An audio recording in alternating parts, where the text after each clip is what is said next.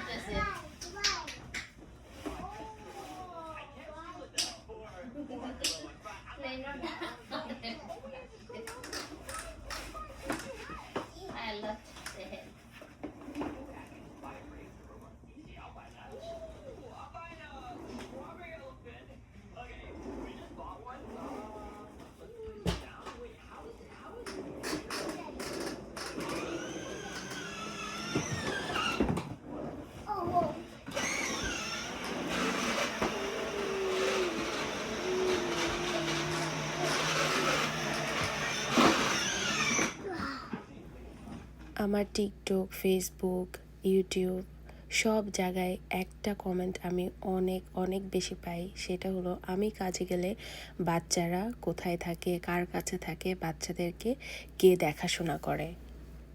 আমি যখন কাজে যাই বা বাহিরে আমার কোনো নিজের কাজ থাকে, একা যেতে হয়, পুরোটা সময় বাচ্চাদেরকে তাদের বাবাই দেখাশোনা করে। আমাদের এইখানে যেহেতু আপনজন বলতে তেমন কেউই নেই, যারাও আছে তারা অনেক দূরে, বাচ্চাদেরকে দেওয়ার মতো কেউ নেই। তাই আমি বাইরে গেলে আমার হাজব্যান্ড তাদের বাবা তাদেরকে দেখাশোনা করে, আর আমার হাজব্যান্ড বাইরে গেলে আমি বাচ্চাদেরকে দেখাশোনা করি। আমরা বাচ্চাদেরকে কখনোই ডে কেয়ারে দেইনি। আমার বড় ছেলেটা আদ্র, ও স্কুলে যায় যখন ওর শরীর ভালো থাকে তখন। এছাড়া আর তেমনভাবে কোথাও দেওয়া হয় না বা কেউই টেক কেয়ার করে না, বিসাইড আমরা দুইজন ছাড়া। একটা বাচ্চা পৃথিবীতে আসে কিন্তু বাবা মা দুজনের মাধ্যমে। বাবা মার দুজনের মাধ্যমে যেহেতু বাচ্চাটা পৃথিবীতে আসে, তাই বাচ্চাটা পৃথিবীতে আসার পরে বাবা মা দুজনেরই 50-50 বাচ্চার প্রতি টেক কেয়ার করাটা অনেক অনেক অনেক বেশি জরুরি।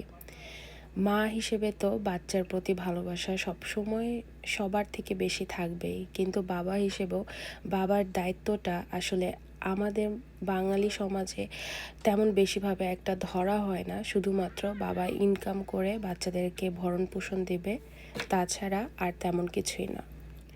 কিন্তু একটা মায়ের দায়িত্ব থাকবে বাচ্চাকে খাওয়ানো, পড়ানো, ঘুম পাড়ানো, বাচ্চার সাথে খেলা করা, একদম নিজেকে ভুলে গিয়ে সমস্ত জীবনটা বাচ্চার প্রতি ডেডিকেট করে দেওয়া।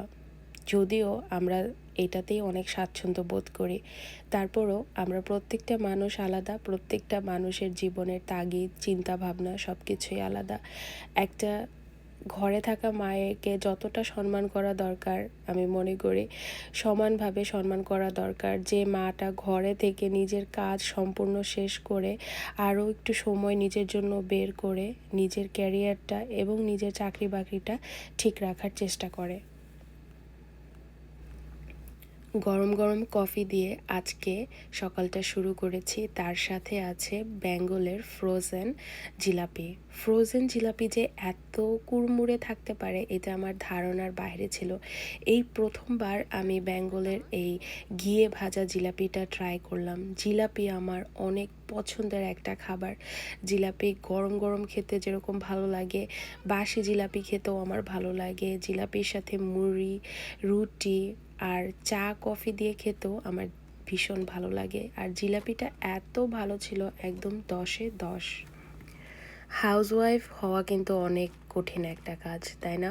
বাচ্চা কাচ্চা সামলানো, ঘরের সব কাজ সামলে নিজেকে সময় দেওয়া, তার মধ্যে যদি আবার হাউসওয়াইফের কাজের পাশাপাশি জবও করতে হয়, সেটা আরও বেশি চ্যালেঞ্জিং। তাই আমি চেষ্টা করি যে কয়টা দিন আমার কাজ থাকে সেই কয়টা দিন হাতের যা কাজ আছে, রান্নাবান্না আছে, সেগুলো টুকিটাকি আমার বন্ধের দিনগুলোতে একটু করে গুছিয়ে রাখার। মেয়ে মানুষকে তো আল্লাহ এমনিতেই অনেক ধৈর্যের অধিকারিণী হিসেবে পৃথিবীতে পাঠিয়েছেন। তার মধ্যে যদি একটু সাপোর্ট একটা মেয়ে মানুষ পায়, তাহলে সেই মেয়ে মানুষের তো আকাশে উঠতে কেউ বাধা হতে পারে না। আলহামদুলিল্লাহ, আমি অনেক কিছু একসাথে ম্যানেজ করতে পারি। আল্লাহর অশেষ রহমত আছে, আমার ইচ্ছা আছে, আর 10% আমার হাজব্যান্ডের সাহায্য। আমার হাজব্যান্ড যদি সাপোর্টিভ না হতো, বুঝদার না হতো, তাহলে হয়তো আমার পক্ষে এত কিছু ম্যানেজ করা সম্ভব হতো না। কারণ আমার হাজব্যান্ড আলহামদুলিল্লাহ প্যারেন্টিং 50-50-তে বিশ্বাস করে। আমিও যেরকম বাচ্চাদেরকে যত্ন করব, বাচ্চাদের সাথে সময় কাটাবো, তাদেরকে সময় দিব, আমার হাজব্যান্ডও সেমভাবে বাচ্চাদের সাথে সময় কাটায়, বাচ্চাদেরকে যত্ন করে। আমি একদিন গোসল দিয়ে দিলে হয়তো বা আরেক দিন সে নিজে থেকেই বলে যে আজকে আমি গোসল করিয়ে দেই, আমাকে সাহায্য করে বাচ্চাদের লালন পালনে। সেই জন্য অনেকটাই সহজ হয়ে যায় আমার জন্য সব কিছু গোছানোর। কিন্তু তারপরও ওই যে আমার নিজের ইচ্ছা আছে যে আমি আমার জীবনটাকে প্রোডাক্টিভ করব এবং আমার যা কাজ সেগুলো আমি ব্যালেন্স করে আমার বাচ্চাদেরকে সময় দিব, ভালোবাসবো এবং সুন্দর করে গুছিয়ে সংসার করব। আজকে শুক্রবারের দিনটা ছিল। ঘুম থেকে উঠে কফি খেয়ে তাড়াতাড়ি রান্নাঘরে আমি কাজটা শুরু করে দিয়েছি। প্রথমেই আমি চিকেন ড্রামস্টিকের যে স্কিনগুলো ছিল সেগুলো ক্লিন করে নিয়েছি। তারপরে দুটো চিকেনের ব্রেস্ট সলিড বের করে রেখেছিলাম, যেটা আমি আদা দিয়ে আর কিছু গুঁড়া মশলা দিয়ে মাখিয়ে প্রেসার কুকারে বসিয়ে দিব। আর এদিকে যে মুরগির ড্রামস্টিকগুলো রেখেছিলাম সেইগুলো আমি মালাই তান্দুরি করব, সেই জন্য ম্যারিনেট করে রেখে দিচ্ছি।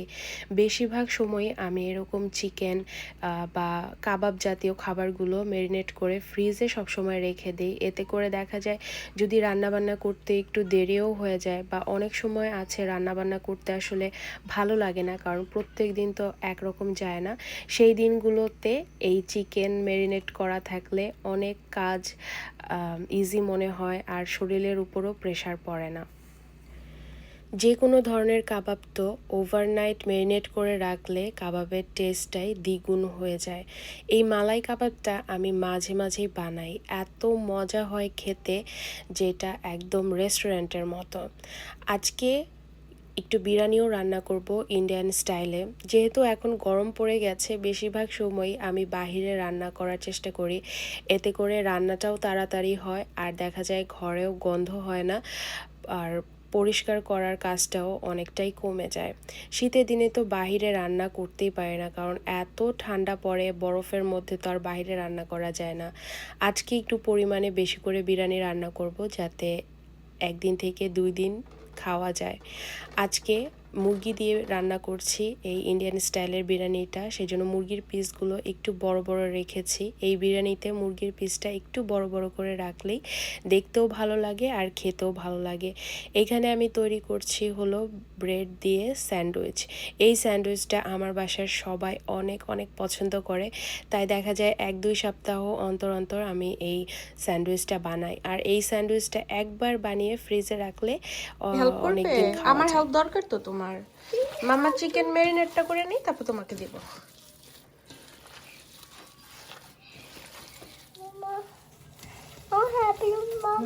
অবশ্যই পাপা। দেখি আগে চিকেনটা টেস্ট করে নিই। টেস্ট করে নাও, সুইট হয়েছে কিনা। বড় করে নাও। টেস্ট না করলে তুমি হেল্প করবে কিভাবে? I'll help Mama. ওই যে ব্রেড, ব্রেড ওইটা ব্রেডের মধ্যে দাও। ও দেখছো, তুমি প্র্যাকটিস করছো দেখে এখন তুমি সুন্দর করে বুঝো। ওই যে বের হয়ে যেত, ব্রেডের পাশে বের হয়ে যাবে না, তো সুন্দর করে এইভাবে করে দিতে হবে। I'll help you. এই যে এটা ব্রেড দিয়ে ঢেকে দাও। চাপ দিও না, চাপ দিও না, চাপ দিও না। Don't press, don't press, do not press papa. এই যে সোজা করে দাও। এবার তুলে মাম্মার হাতে দিয়ে দাও। Coolie? তুলে Tony. Look at it. মাম্মা তুলি? Yeah, how Tony? Here. Okay, thank you so much. Okay, next. And next.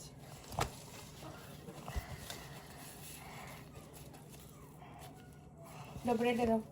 এটা আমরা কি বানাই পাপা? Huh? এটা কি বানাচ্ছি? Sandwich. স্যান্ডউইচ। তোমার ছোট্ট মনে এটা মনে আছে, দেখছো? মাশাআল্লাহ, আলহামদুলিল্লাহ। দাও, মাম্মা এটা ফিনিশিং দিয়ে দিই।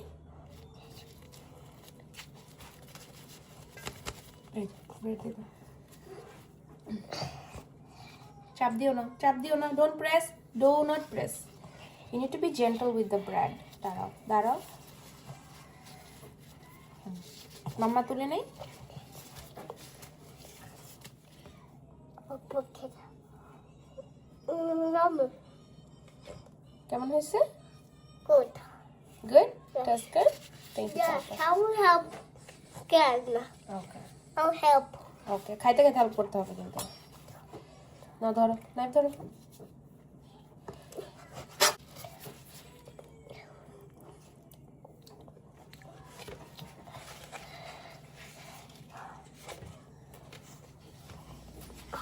আমার ছোট একটা অ্যাসিস্ট্যান্ট, আলহামদুলিল্লাহ, মাশাল্লাহ। আমি যেই কাজটা করি সেই কাজটার প্রতি তাদের এক্সাইটমেন্ট এত বেশি থাকে, আমি মাঝে মাঝে দেই আমার হাতে হাতে কাজ করতে। এতে করে আমার মনে হয় ওদের সময়টাও ভালো যায় আর আমার সাথে একটু টাইম ওরা কাটাতে পারে। আজকে রান্না করেছি চিকেন বিরিয়ানি। এই চিকেন বিরিয়ানিটা ইন্ডিয়ান স্টাইলের, খেতে এত ভালো লাগে, সাথে যদি একটু সালাদ আর রায়তা হয় একদম রেস্টুরেন্টের মতো টেস্ট আসে। আর চিকেনের পিসগুলো যেহেতু একটু বড় বড় করে দিয়েছি, দেখতেও ভালো লাগে।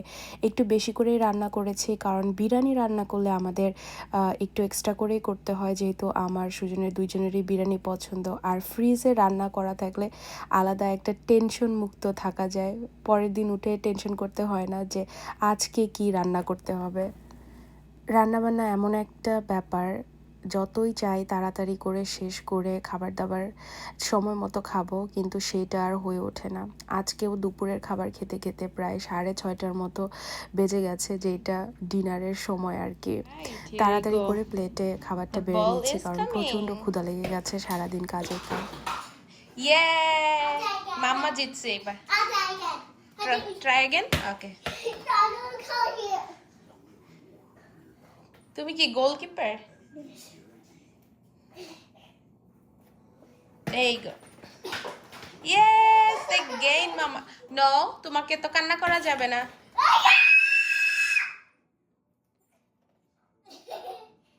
বেবি স্লিপ করে না, শোনো। That was bad. এই যে বল, এই যে, ইয়ে, মাম্মা আবার জিতছে। আর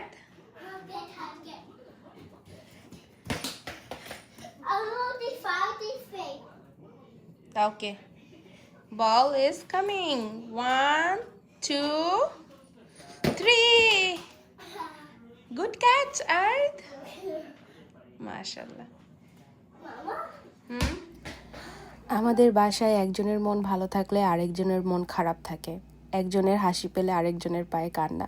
এইভাবেই চলছে আমাদের জীবন, নানান ব্যস্ততায়। আলহামদুলিল্লাহ, প্রত্যেকটা মুহূর্ত মনে হচ্ছে যে এই বোধহয় আর পারবো না। আবার মনে হয় যে না, জীবনটা আসলে অনেক সুন্দর, একটু ধৈর্য ধরে সময় মতো সব কিছু ম্যানেজ করতে পারলেই সব কিছু করা যায়। দেখা হবে অন্য একটা দিন আমার লাইফের কোনো অংশ বিশেষ নিয়ে। ততদিন পর্যন্ত আপনারা সবাই ভালো থাকবেন এবং প্লিজ প্লিজ আমার বাচ্চাদের জন্য দোয়া করবেন, যাতে আমার বাচ্চাদের মাথাটা ঠান্ডা থাকে, তারা দৌড়াদৌড়ি একটু আস্তে করে আর ব্যথাটা যেন একটু কম পায়।